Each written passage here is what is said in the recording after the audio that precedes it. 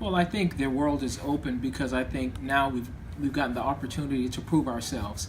I think people have pigeonholed us and kind of thought what we are without letting us say who we are, without giving us the opportunity to define our own selves. And so for me, I think, of course, we are on the side of having had our first black president, and so we've experienced that, and I think people are seeing men of color excelling in so many different things. If it's business, it's law, it's sports, also classical music.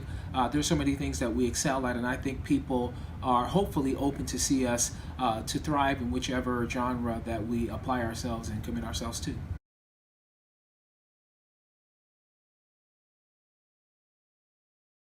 Now we're just in the beginning phases of cycles of my being. I am an artistic advisor at Opera Philadelphia. That's my home company, if you want to say that. And they are very interested in supporting me and my aspirations. And so when I brought this project to them, they were very open to take it on.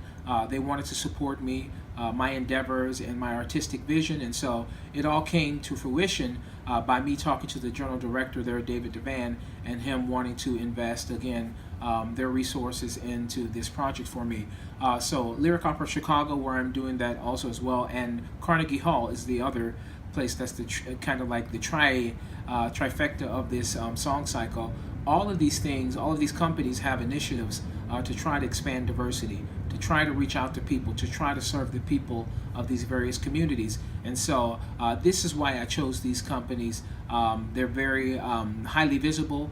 Of course, they do tremendous work. And again, there are people that want to really expand diversity and to see people of all different races and genres doing things.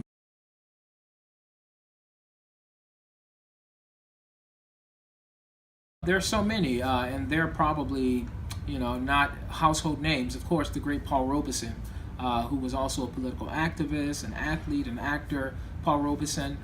There's a gentleman by the name of George Shirley, who's about 85 or 86 years old, African American man, who was probably the first who got a chance to sing in some of these important theaters. As you mentioned, Roland Hayes, Vincent Cole, Donnie Ray Albert, Simon Estes are names again that have achieved great things in the classical field, but haven't gotten necessarily all the recognition that they are deserving of.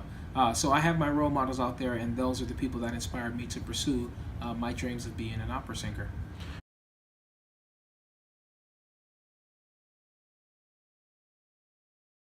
I was involved in music in church and high school, choir and stuff like that, and I had people who told me that I had a certain talent. I had someone who pointed me out, one of my teachers, and said, there's something unique about the voice you have, so you have to pursue it. And so when I said, okay, I'm going to be singing classical music, when I look in the mirror every day, I get up and I see a black face. And so you always trying to find a common thread in what it is you do. If you're a lawyer, you probably want to be inspired by someone who's an African American lawyer or an African American athlete that achieved, and so to feel like you're not the only one. And so there's so many people that are out there, but few of them were tenors, and tenors in opera always are the romantic leads. And so I did my research, and the information's out there. I had to dig for it a little bit, but I came to know some of these people that did excel and achieve great things in the world of classical music that are men of color.